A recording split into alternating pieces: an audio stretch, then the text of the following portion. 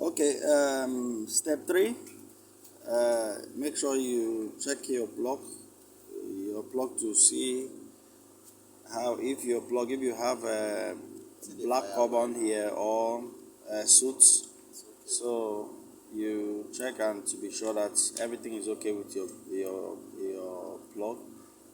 Prior to this, prior to the servicing or whatever maintenance, if you observe that your gen running and jerking and all that, so it's very okay, it's very good, it's advisable that you inspect your plug. So that is why anytime I do mine, I make sure I check the plug. So please follow this step by step in order to keep your gen healthy.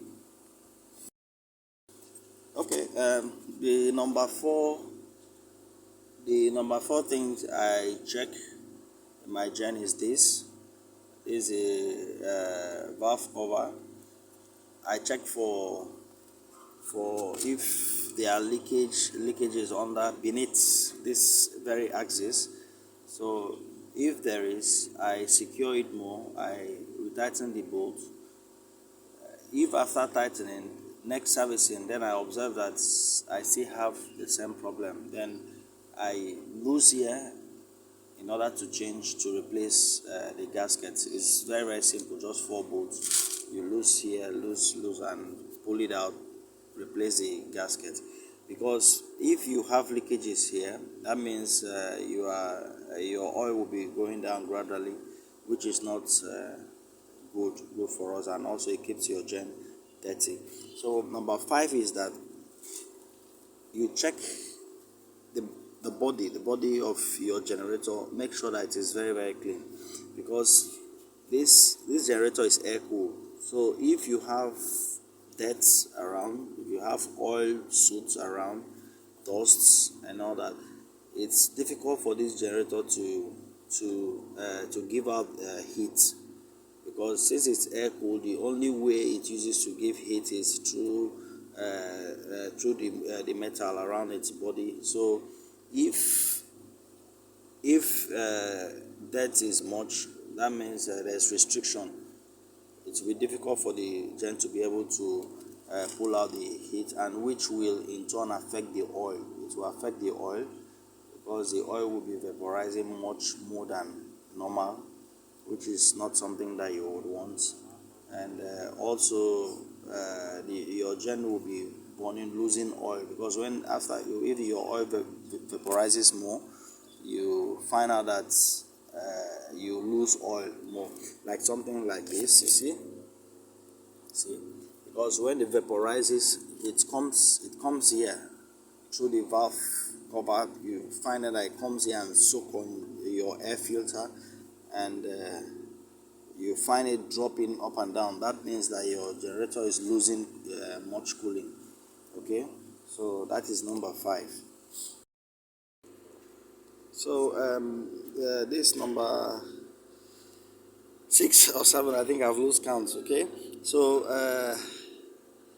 the next phase of it is the air filter. You make sure that your air filter is clean. It's very, very important. So what I do, I soak it in fuel. I rinse it very, very well in order to wash the dirt and carbon off. Then if you want, you can have oil. You can maybe pour very little quantity of oil on it in order to make it air trap, because the main purpose of it is to trap air. So with the oil, helps the filter to trap the air. That is why when the oil mist, that is a vaporized oil from here, from this very portion, it comes into the air filter. This helps, it takes the oil mist, and also being soaked with oil helps it to filter the air properly. Okay, the next step is I would have loved to remove this carburetor and service it, though I do it maybe once in 6 months. I'll make another video for carburetor servicing and how to service your carburetor properly without issues, and you put it. If you have hard startings and all that, and you are sure that your plug is okay and your coil is okay, then that means you should service your carburetor. So I'll make another video and show you how to service your carburetor properly, and I believe that video will help as well. So I'll move to the next phase. Thank you. Okay, another part of it, another thing I inspect when carrying out this maintenance is the cable, the state of the cable, the coil, the bearing condition. Even sometimes I lose the brush. This is the brush, as you can see. If I want to remove it, I just lose here and see the level of the level in which the brush is, in case if I need to replace it. But I'm not going to lose this now because I checked it in my last servicing, so I'm sure that the brush is still very okay, very intact. So this is the AVR, is the rectifier for your charging. This very one is the rectifier for your charging, combination of diodes. So you have here this your brush. I can make a separate video in which I'll elaborate all this area, so that you understand all that is there. So that is that. So you check your connections, are they intact? Check your wires, are they okay? Check even the coils. You check if there is any changes, dents or whatever. If you have so much dust inside of the coil, so what you do, you look for an air pressure, you blow it out, you blow the coil, and the dust will move out. Okay, that is that. Okay, let's go to the next step. Okay guys, the next step is for you to check your engine settings. This is very important. You check to be sure that all your engine settings, the 4 of them, are okay and none is broken. This is very important. You can hold the alternator. You try to move it to see if it will move, because if sometimes you have the engine sitting being broken, but your engine, your alternator and your engine will still sit, and you won't know. It's only when the engine is running, that is when you find out that it's vibrating. This is very wrong. It's very dangerous for the life of the engine and also the alternator as well. So you can hold it, try to pull it this way. You see, then you come to the engine side, hold it, pull it to see if there is any movement. Okay, that is how to inspect it. And also physically, you make sure you inspect to be sure that everything is okay with your engine system.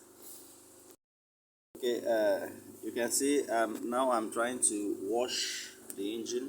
You can see I inspect even beneath the engine to see that everything is okay. Then as well, I'm taking this time out to wash. So after washing, I'm using petrol to wash. Then I'll use a dry rag and rag and soapy water to clean it and make sure that everything is okay. So please be sure that your engine is clean, because as I said earlier on, the heat transfer is done via these metals that you are seeing. So if you have carbon and all that oil soot on them, it's very difficult for the engine to transmit heat outward. So by so doing, you have your oil vaporizing, and your engine will begin losing oil, and you feel that something is wrong with maybe your rings, whereas it's not so. So you have to make sure that your engine is clean up to the bottom in order for effective heat transfer to take place. So that is that. Moving on to the next phase. Okay, now the next step is to check my oil, but for now I want to replace it fully. Okay, so I plan to replace the oil fully. So when I fix the oil, I must make sure that the oil, see this notch, this these two lines. I make sure the oil is close, is very close to the upper one. I don't feel it to come up to, I mean, to make it so full that it will pour off. And before filling, I make sure that I find a level ground in which I keep the gen. And as I fill, I check in order to be sure that is within range. Also, something that you need to know about is the quality of oil that you use on your gen, because sometimes some oil may not be of very good grade. So it's better you buy oil from a good manufacturer in which you know and you are sure that the oil is very okay. So that is that, guys. I will make other videos as I promised, in order to update you on how to maintain and run your gen very well without issues, without problems.